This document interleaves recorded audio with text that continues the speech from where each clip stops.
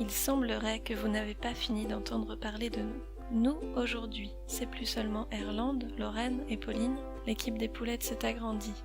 Le cœur rassemble, la solidarité fédère, le sourire donne de la force et de l'espoir. Au final, nous, c'est aussi Michelet, Lévanel, Eliana, Marc Faniel, Renel, Womé, Erickson, Solange, Elisabeth, Mazarine. Et il y en a tant d'autres encore. Des qui ont donné du temps, des qui ont donné de l'argent, des qui ont donné des conseils.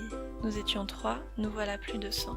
Tellement d'énergie que 4 mois à peine après notre retour de voyage, on décide déjà d'écrire le prélude du tome 2. Encore une fois, nous avons de la chance et une belle histoire en perspective. Voyez-vous, Michelet et Marc Faniel, deux frères nés en Haïti et adoptés par un couple français, nous ont mis en relation avec 2 de leurs amis, Elisabeth et Mazarine. Pourquoi ? Parce qu'en décembre 2017, c'est à leur tour de partir en Haïti, à Verrette, et de dormir à 10 mètres de notre poulailler. Elles partent comme nous, avec des rêves d'action humanitaire, d'entraide, de participer modestement pour faire apparaître un peu de meilleur dans le pire. Nous, on leur a littéralement sauté dessus, avec des étoiles plein les yeux. Venez agrandir la famille. Et sans avoir besoin de les supplier, elles ont crié « Oui !»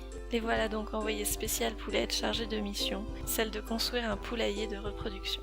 Pour vous expliquer, il faut maintenant qu'on passe aux nouvelles moins réjouissantes. Vous vous souvenez qu'on avait déjà émis l'idée d'acheter un coq pour renouveler une partie des poules sans avoir à les racheter systématiquement. Finalement, irréalisable, manque de place, manque de temps, manque d'argent. Et bien aujourd'hui, on s'aperçoit que c'est plus que nécessaire pour s'arracher de l'emprise des États-Unis.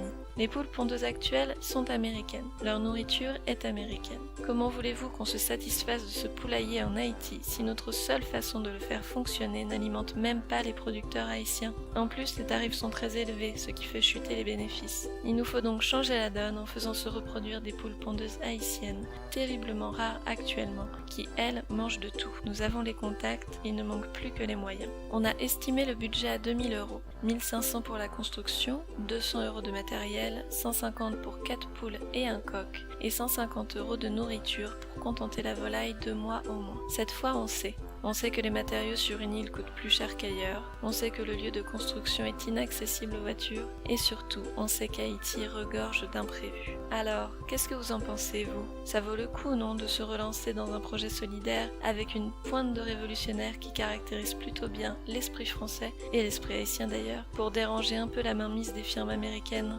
Vous vous dites peut-être qu'Haïti et son peuple reçoivent déjà suffisamment d'aide comme ça ?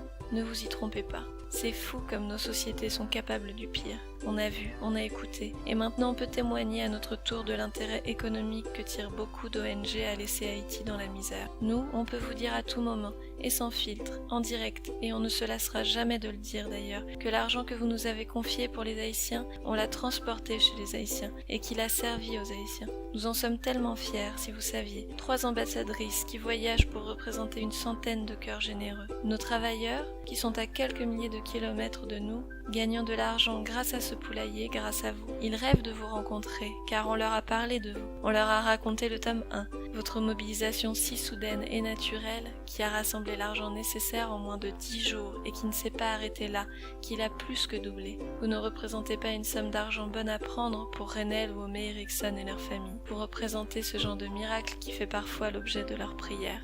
N'arrêtons pas les miracles.